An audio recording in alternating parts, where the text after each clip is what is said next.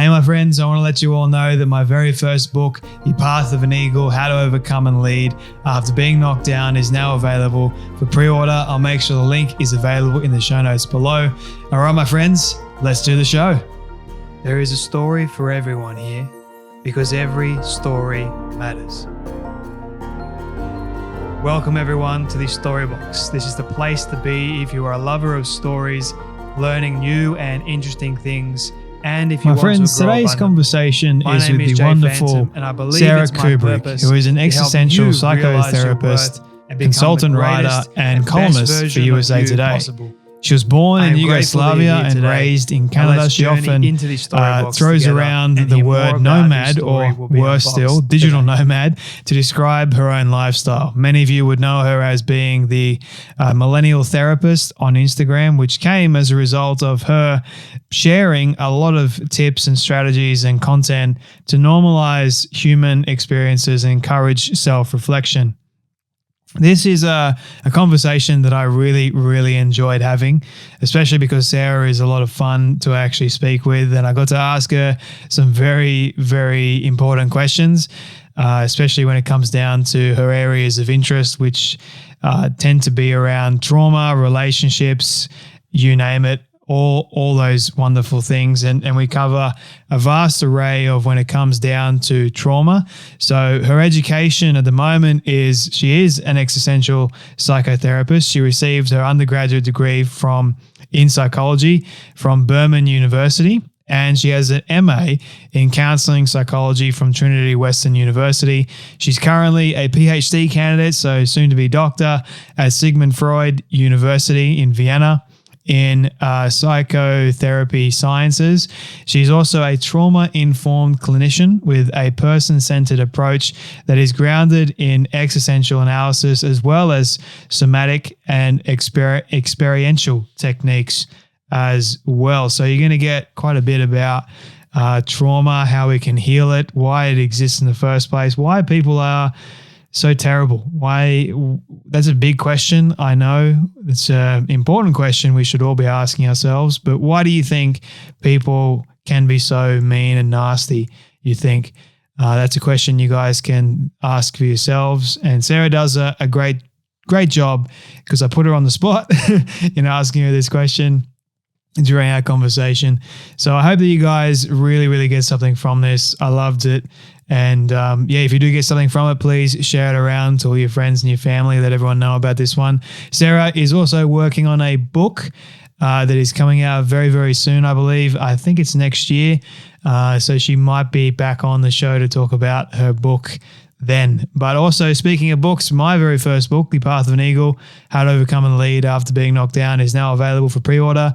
Links for that will be in the show notes below too. I hope that you guys can go get a copy. You can get the Kindle and the hardcover copy versions right now, and that will be also available. And it is coming out in an audiobook, so keep an eye out for that too.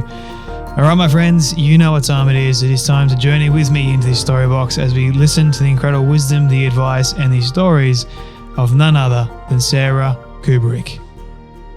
Oh my gosh, thank you so much for having me. It's such an honor to be here chatting with you. And thank you for working with the time difference and being accommodating. Super excited. No, I appreciate you being accommodating. I mean, it's super early for you where you are currently. I mean, it's in the afternoon for me, so I'm more than happy to do that for you. My very first question for you, before we dive into all the wonderful things of your career and what you do, is what does success look like for you? That's such a great question. I think success for me is doing something meaningful, and not just something that aligns, although that's part of it, but also something that challenges me and something that allows me to create impact. So, yeah, I think that's how I would define success. When was the moment for you that you realized that was success? Like, why is success, meaning, and impact? Was there more of a catalyst moment somewhere in your life, or was it sort of like this gradual, progressive thing over time that you realized that? I think it was gradual. And for me, at least, I think success will also go hand in hand with joy a lot of the time. And I think realizing that I can be authentic, if I can use that word, and I can just be myself. And through that, I can create impact and meaning was really powerful. And I think that was a very gradual experience. And I think being on Instagram was kind of the beginning of that. I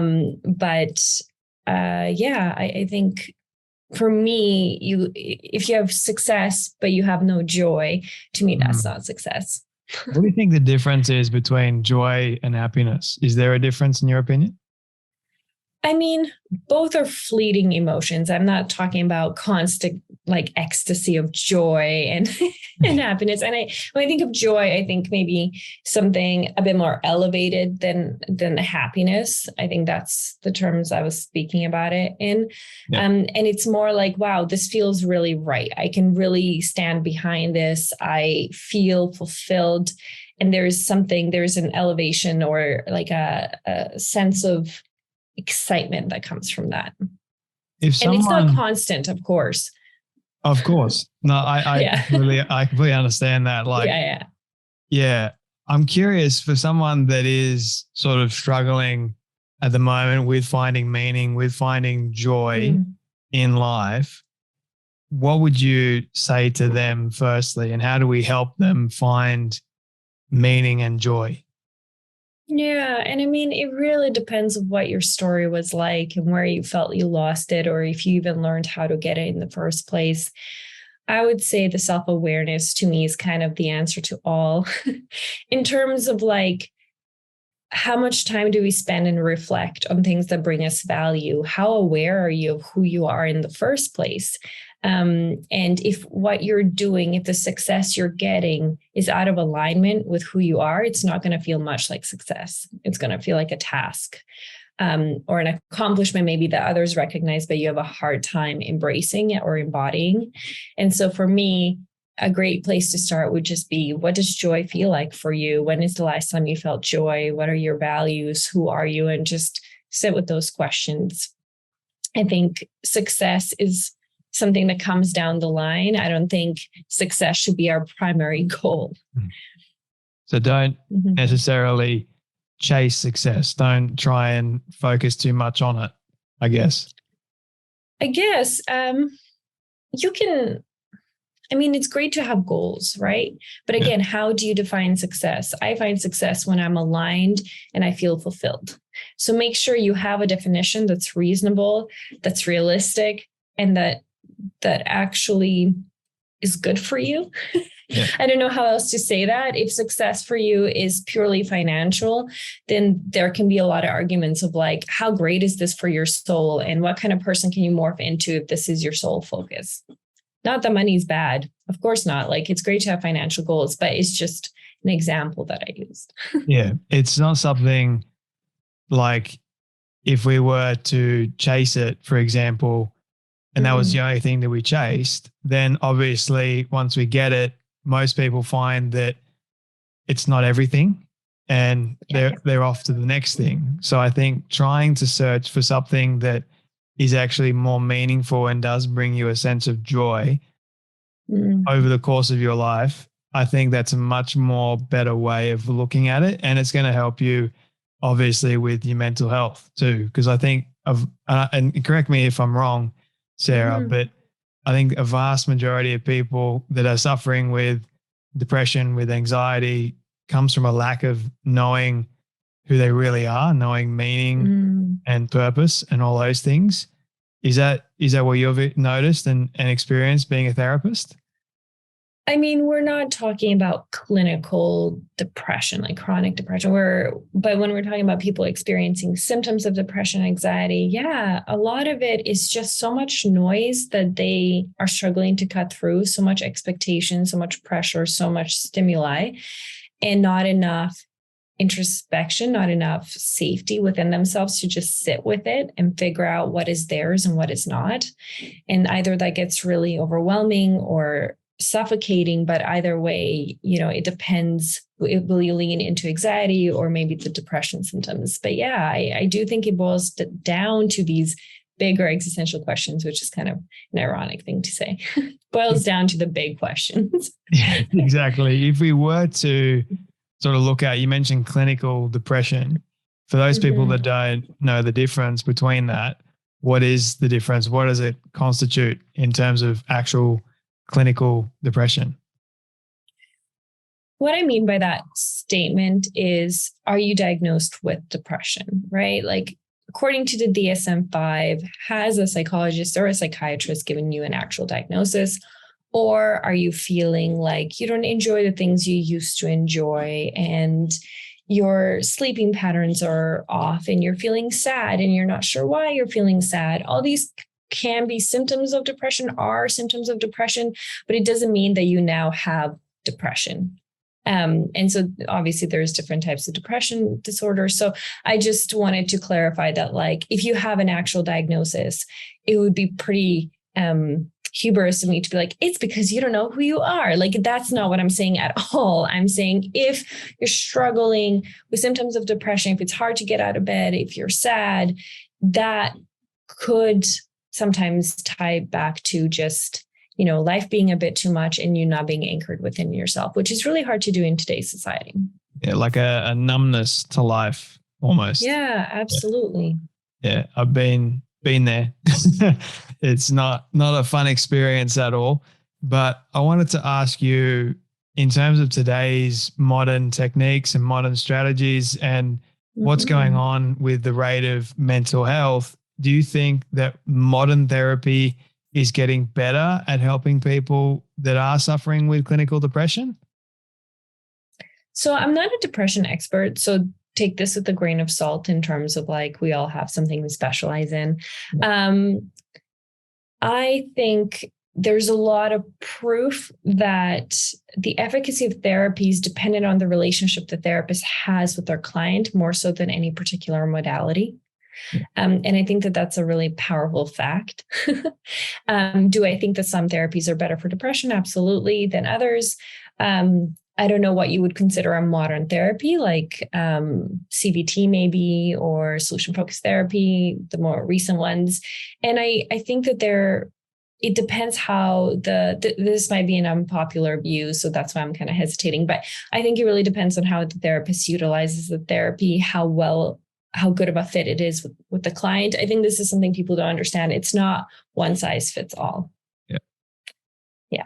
You are So I did not answer this at all. This was like super diplomatic, but that's just honestly my answer of, like, you need to find what works for you. And if you go to a therapist and it doesn't work, or it's not helping, or it doesn't click, it doesn't mean therapy doesn't work for you. It means that modality doesn't probably work for you. Yeah. I didn't ask you the right question. I probably should have asked you the question that you are more familiar with in terms of researching, like that area, which is trauma. And I think trauma is such a widespread and big subject that more and more people are getting to know about today. So how does someone know that they have experienced a trauma in the first place?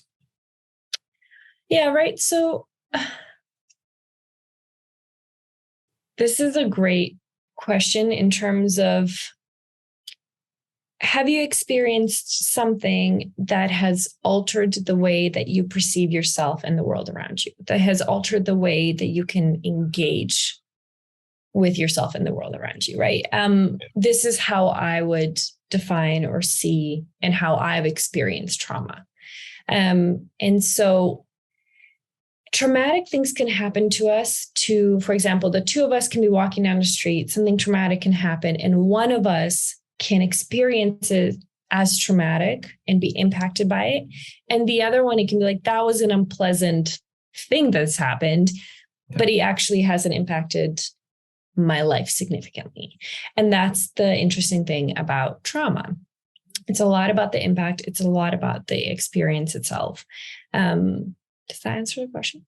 It does, actually. Yeah. And for those people that are wondering about sort of like, why do we have trauma in the first place? Like, what have you learned and discovered about the fact of, like, why does trauma exist?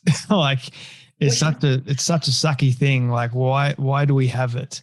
I know it's You're asking really really hard questions here. I think trauma also I study moral trauma, which is a bit different and very interesting in my opinion. But I think trauma happens when imagine you have a script of life of how you think things are and how they exist and how you can stay safe. And something happens that completely challenges that script, that rips it apart. And it's something that was usually unexpected, uncontrolled, and very threatening. And it happens because our coping mechanisms usually can't compensate for that degree of attack, if I can say. And so it doesn't know what to do with this information. It doesn't know how to self-preserve. Maybe in that moment, it's, you're in shock, quite literally. And so it happens because it overwhelms the system. It totally throws out your script altogether. Yeah, I remember Bessel van der Kolk, the guy that wrote The Body Keeper Score. Amazing. Yeah, he said to me, he's like, it's that, oh crap moment like that you get. And he's right, like 100%. Like it's that sudden shock that jolts the system. And I remember like someone asked me what it was like to live through childhood trauma of experiencing wars. And I remember saying like the first time I saw a bomb land not very far from where I was standing, I just stared at it. And because I had no reference point of what I should be feeling or thinking, because it was so outside of anything I could have imagined, I felt and thought nothing. It was like this like complete just surrealness of the experience. And anything I thought about the world in that moment, anything I thought about myself was completely shattered. There was no foundation on which I was standing on anymore. And so that's like a very tangible feeling moment for me of like, holy shit. Yeah. Yeah. I just didn't want to swear. Oh, sorry. No. You're fine. Like you can swear all you want. I personally don't swear. So no, that's great on my show. But that's it's interesting because you shared something that I wanted to go into, which is I guess your own trauma, and thank you for sharing that. But how did you grow up? You said like you experienced wars. Like, are you able to share a little bit more about how you grew up? Yeah, of course. And again, I want to say like I'm one of those very lucky people that I've lived through some pretty insane things, objectively speaking. And of course, like fireworks still kind of bother me. Like I don't love them. And when I hear air sirens, it triggers me, but not to the extent where I would be diagnosed with PTSD. So like I'm actually quite lucky considering.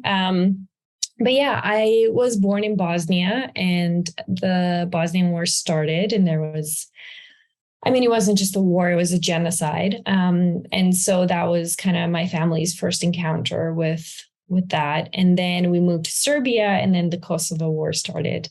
And that's the one that I remember more clearly, obviously, because I was older, and that entailed being in bomb shelters a lot of the time. It entailed trying to leave the country. And for some reason, we couldn't leave altogether. So I was about 7 years old and I had to leave the country by myself. Wow. That itself was probably more traumatizing than anything, just the separation from family. So yeah, that's kind of the background. What was it like for you to go out on your own? Like, can you describe the feelings and obviously my parents went as far as they could, but I remember one bus that I had to take. I think that was across Bosnia. I honestly don't even remember. And it was absolutely horrifying because you are getting on a dark bus. Everyone is crying or upset because whoever is leaving for this exact same reason. And I'm hoping that someone will get me on the other side. And I'm not even sure who will get me on the other side, when they will get me on the other side, or what the other side looks like. So think about all the unknowns. They were all combined together. So that was the experience.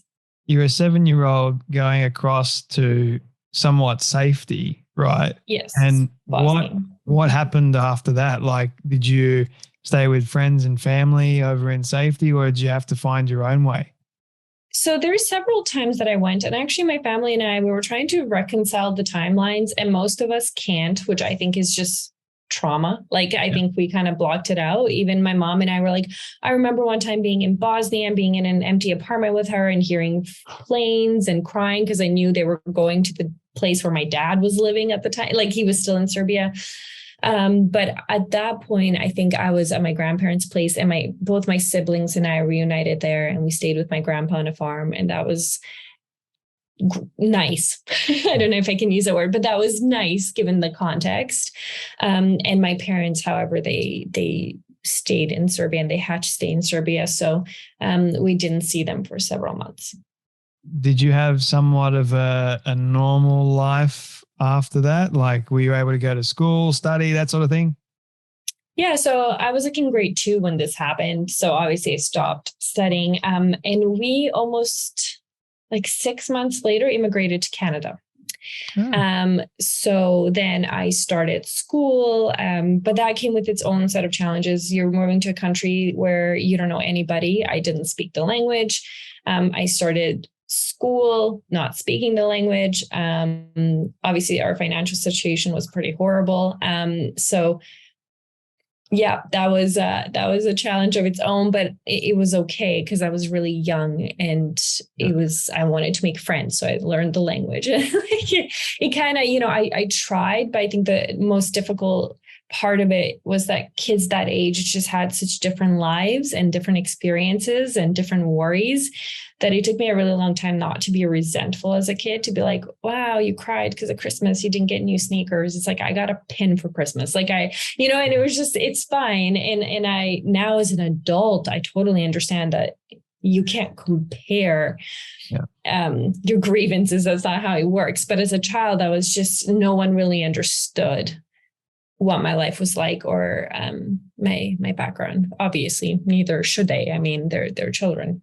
Why do you think it's not a good idea to compare traumas or compare what someone else has gone through versus what you've gone through? I mean, perspective is not inherently a bad thing. It's okay to have perspective, right? However, just because, let's say I'm using us as an example again, we're riding scooters, we crash, you break your arm, I break my pinky. Just because you broke your arm doesn't mean I didn't break my pinky. It doesn't mean that I'm also not in pain.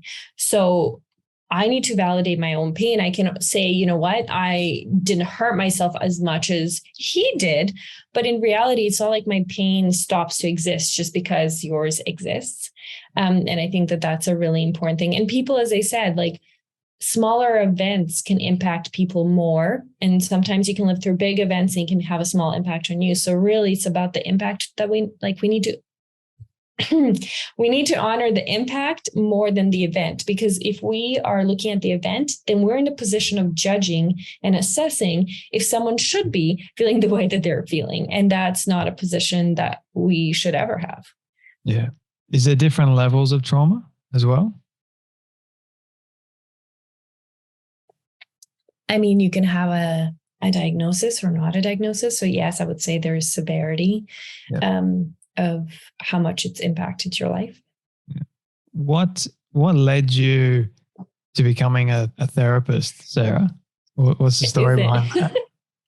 I mean, this is the story behind that, right? Like, I think when I was younger and I lived through all of this, I felt robbed of my childhood a little bit. And I think I became very curious as to, like, it's curiosity initially, where I was like, how can people be this disgusting? Honestly, like, how can people be this horrible? How can things like this happen? What makes people tick? And that was the question I had since I was like 9. And then I think when I got into psychology more and more, the question changed from like why to how can I help? How can I alleviate? And so I think because I've seen so many people who have been impacted by trauma, arguably the whole society there is impacted by trauma. I it was just a natural thing. I never really wanted to be anything else. And I think part of it is obviously, they say like, ask a psych what their master's thesis was, and you'll know what they're suffering from, or like what their life experience was. And that's kind of true. I think it's always selfishly a little bit of like, I want to understand me and my experiences. And then it also obviously later morphed into how can I help? So asking the right kind of question about more what happened to this person rather than why is this person the way that they are, so to speak. Maybe that's a similar kind of question. Yeah. I don't know. Did you end up finding out why people are horrible? Is it more towards just trauma, or is it something else? I mean, I do not want to answer that question. No, I don't know if people are horrible. I think that's, the way a 9-year-old would phrase it. I think everyone has their own story, their own perspective, their own sense of entitlement, their own upbringing, their own wounds. And, when that kind of expresses itself in a way that's very self-serving and very selfish, we get into trouble. And then when we have societies or cultures do that to one another, then the impact is just greater. When we're talking about healing strategies for people, when they are going through trauma, depending on the kind of trauma, I know there are different strategies for each person. But what would you say in terms of modern techniques that you've realized are some of the best? Like, I guess we mentioned there's, movement, there's CBT, there's all kinds of things, but what would you say? Look, I like you have CBT, you have prolonged exposure, you have EMDR. I personally, again, practice from an existential modality. I love somatic work. It really depends. And I can't give you a generalized answer. I would love to. I know that people swear by EMDR. I think it's listed as like one of the top modalities for individuals to use with PTSD. So that's great. I also know people that were really re-triggered and re-traumatized by EMDR. So, it really depends what fits for the client, how they operate, what their attitude is towards their own healing. And so I think it's just finding the right fit is more important than anything, but there are so many wonderful modalities out there to help. How about for someone that has triggers and finding out what people's triggers are? I think I would be surprised if any therapy ignored triggers altogether, because you kind of need to know what your triggers are. It's important. I would say CBT probably works a lot with triggers. But yeah, I would be surprised if a trauma clinician didn't consider or work with triggers at all. But it's probably possible. There's probably a therapist out there listening right now being like, it's not necessary. Me being like, sorry. What do you love the most about being a therapist, Sarah? I just love being a therapist. That's a great question. What do I love the most about being a therapist? I just feel so incredibly freaking honored to listen to people's life experiences. I know that's really, really corny, but it's such an incredible job. It's so much intimacy in a weird sense of the word, an intimacy that doesn't exist with any other kind of relationship, where you really get to know someone as much as they want to show you who they are, and you get to journey with them, and you get to see them try to figure out life, and you try to be as helpful as possible. And I think the cool thing about it is that I'm always humbled, and I always learn so much about myself in the process as well. It's the relationships that you build. It's the type of work that you do. It's different every single day. No 2 sessions are exactly the same. No 2 clients are exactly the same. So it keeps you on your toes. And I find the challenge amazing. What's the most challenging part about being a therapist for you?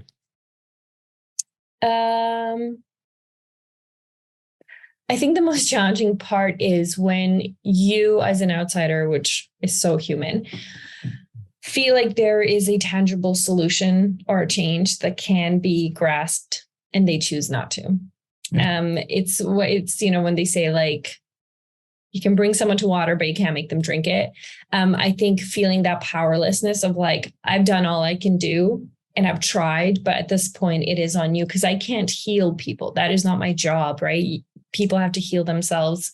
And so I think that when you see that, it can be a bit heartbreaking, and it just tests the patience of it. But I mean, I'm sure people would say that just about me. And like, Sara could really be doing this and she's not. So I think it's a very human thing. But when you're a therapist and you see it, that's sometimes the hardest part. How do you come to terms with the notion of you can't help everyone? I think it's a conversation around responsibility, right? I'm not responsible for this person's life. I have my ethical responsibilities as a professional, but like, it is not my responsibility to save or change this person. I can't do that, nor is that in my job description. And so I think that was the hardest part in learning and talking to other professionals about like, what is your boundary? What is your responsibility and what is theirs? And then being okay with going, I fulfilled my responsibility. I tried my best. And now it's up to them, and believing in people, believing that they can and will take the steps when they're ready for them. How do you disassociate from a difficult story that you've heard or a difficult event that at a day of work? How do you take that and go about your day in a normal possible way without thinking about it? Is that even possible? Not always. I think it becomes easier with time and practice to step away. I think that, sometimes you have a good cry after a session because it is really like, sometimes you're like, wow, I feel so much sadness for the fact that you had to live through this. And what helps me a lot is I'll usually do something physical after an intense session. So I will go for a walk, I'll go for a run, and I'll just really ground in my body and my own reality, because I have to realize that is not my reality. That's that person's life experience, and I can empathize and I can really be in it in the moment, but I need to understand that like I have my own life outside of that. And I also became very careful of like, I used to do a lot of trauma work. Now I do more identity work. And so it was also about just being very careful of how you book things, like the logistical, the non-sexy parts of it. Like, how much do you book? How many trauma, how many individuals that are struggling with trauma do you book in one day? Are they back to back? How many overall do you have? Are there, some relationship? I'm not articulating well at all. It's like, I haven't had coffee, but it's about scheduling. That's what I wanted to say. It's just like being aware of your schedule and making sure that it's reasonable and that it's still taking care of you, even though you're, taking care of others. A few more questions, if you don't mind, Sara. This one may be a tricky one to answer for you, but feel free to avoid it if you like. But what has been your most vulnerable moment in your life?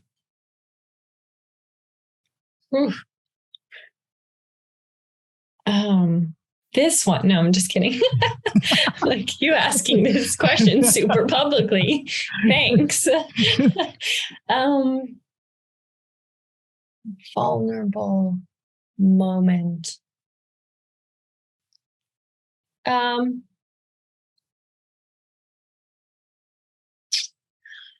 I think, I don't know the most vulnerable moment, but I would say that one of the ways I coped with maybe the traumatic events in my life is that I became somewhat of an overachiever.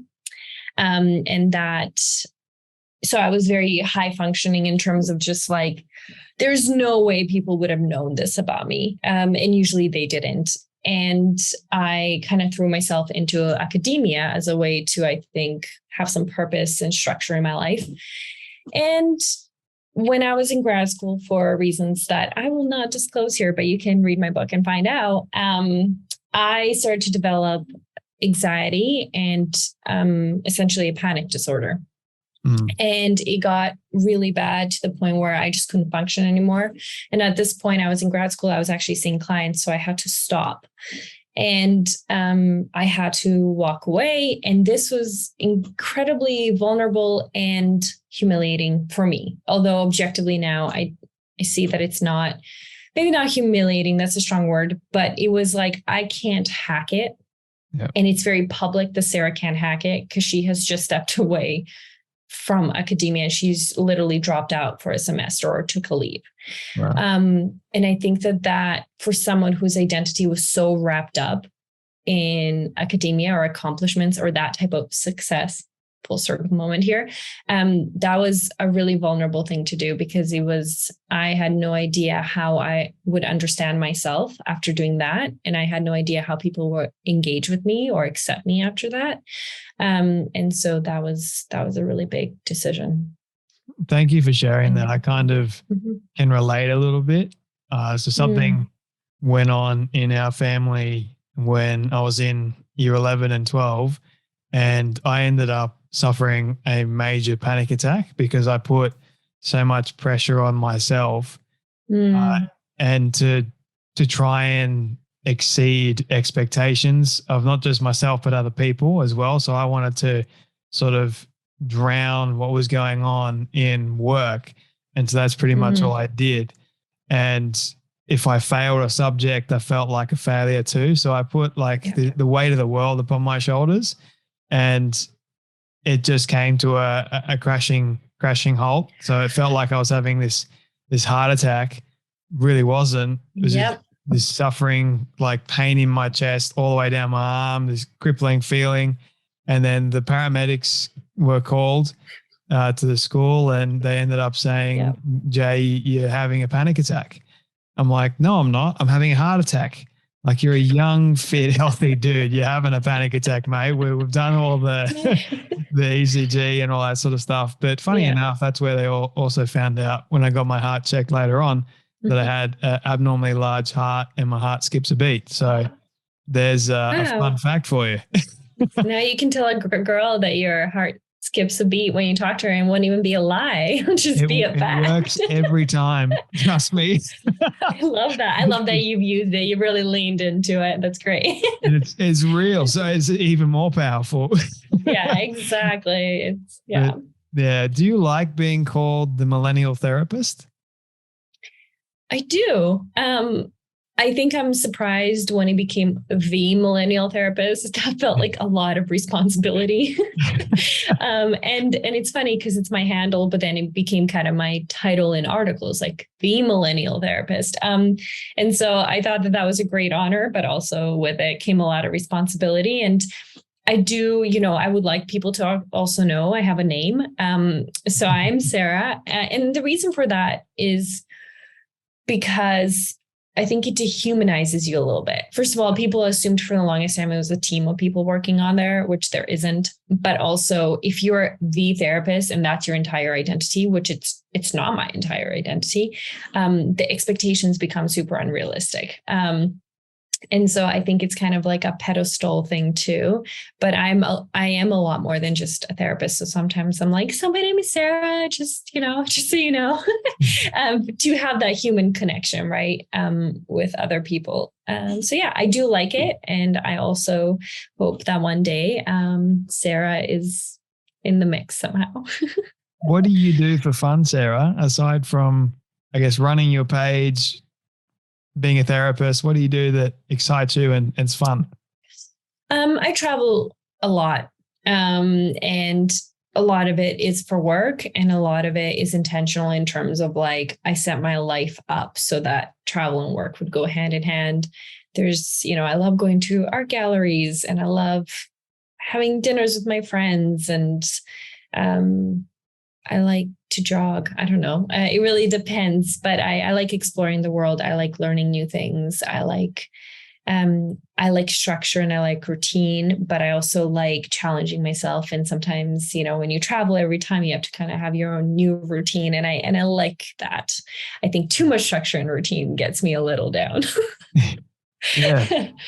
people can analyze that all they want. But I genuinely, yeah, it's okay. I've thought about it. And sometimes people are like, is it escapism? And I'm like, no, I think it started off that way. But now I think it's such an honor to learn about different cultures. And when I see clients that come from different cultures, it's a great reference point for me. So I think it's a powerful tool, and yeah. Oh, I like it. I haven't been able to travel.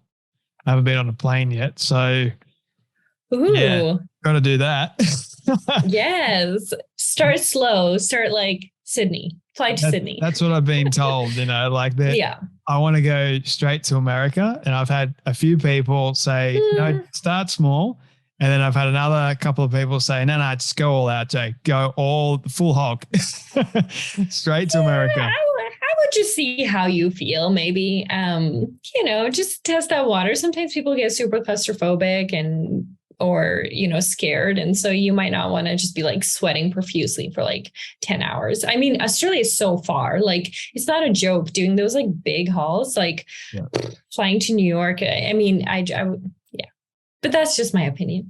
The 13-hour flight or something like that. I'm just like, me sitting down for that long and even getting up in a small confined space. Yeah, we'll see how we go. Work up to it. That should be exciting. But anyway, Sarah, I've got 2 quick final questions for you. Yeah. What do you love the most about yourself and your story?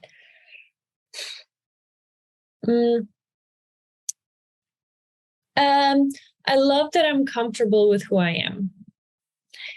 And this has taken years, but I love it. It makes me very happy. That it doesn't mean that I won't change who I am or grow and evolve, and that I don't see my imperfections or shortcomings. Of course I do, but I'm very comfortable with who I am and how I'm working on those things. I think there's a form of self-acceptance there and comfort that I've worked very hard on. In a week, I'll be like, oh my God, I don't know who I am. But no, and I think that that's a great place to be. It's this, maybe, I don't know if confidence is the right word, but just, I feel very settled, very happy. About my story. That's such a hard one. What do I love about my story? I like that it's unexpected. Lots of twists and turns. I've had a very weird life. But I think it's encouraging in terms of like, it doesn't matter where you start from. It doesn't mean, I don't know. I think we have the superpower of choice and responsibility and of becoming who we are, regardless where we started from. And I think that's cool. I don't know. What do I love about my story? I'm not sure. It's okay. I didn't give you too much time to prepare for that question. Yeah. Sorry. I'm like, I don't know about the story. It's a cool story. It's interesting. I don't know. Yeah. We'll have to read more about it in your book, actually, which sort of where do you want people to connect with you, Sarah, and learn more about you? You got a new book coming out, I believe, next year in September, which is exciting. Before I ask you the final question, actually. Sure. So millennial.therapist is my Instagram. I'm the most active on there. I do have like Twitter and Facebook. My website's probably going to be great for when the book launches. But it's just social media. And Twitter and Facebook are under my name. Twist. So it's Sara Kuburic. There you go. I'll make sure everyone knows where to find you. Sarah, this is my all-time favorite question. I love asking all my guests at the end. It's a hypothetical one, but I want you to imagine with me for a moment that you've been able to reach the age of 100. All your friends and your family have decided to put together a film for you of everything you've ever said and everything you've ever done. Don't ask me how in the world they got it all. We'll call it magic for the sake of argument. But they've been able to get it and show it to you on your 100th birthday. What do you want that film to say and to show about your life? I think the diversity of it, like the diversity of who I am. I think I want it to show that this is such a good question. Why is this so hard? I only thought about it a little bit before, and I was like, now my mind is blank. I have no idea. What would I want them to show? I want them to show how I made people feel. I think to me, that's the most important thing, is how did I make people feel? not so much what did I accomplish. And also, I think parts of me that a lot of people might not get to, I think I'm hilarious. Like I want there to be like jokes. I want there to be like Sara dancing in her kitchen. Like I want moments that are very dear to me that I don't share for a particular reason. Because I don't know, I don't feel like the world deserves to see this, but my dance moves. No, but like I want it to be a well-rounded representation of me, which means I need to live a very well-rounded life. And so hopefully that is what I would see. And yeah, how I make people feel. You're a lot of fun, Sara. Thank you so much for your time today, your stories. Like I said before, I feel like I could talk to you for ages. So many more questions for you. You're so calming to talk to. You're like, you have like the therapist vibes. I don't know if anyone's ever told you that, but oh my God, I feel like I need to lay on a couch and just be like, so when I was 12, like that's how I feel. Really? Wow. This is a first, honestly. There you go. Wow. Okay. That has put me off. Like, that's jolted me in a good way. That is so cool. Okay. Okay. But thank you so much. Never too late. Yeah, exactly. That's right. I've actually been thinking about becoming a therapist, but that's another story for another time. So yeah, that's why I was a little bit jolted because I feel it. I'm feeling it. Well, I don't say that to everyone. I'm feeling it. Honestly, wow. Thank you so much, Sara. You're awesome. You're so welcome. On the Storybox Thank you so much podcast. for having me.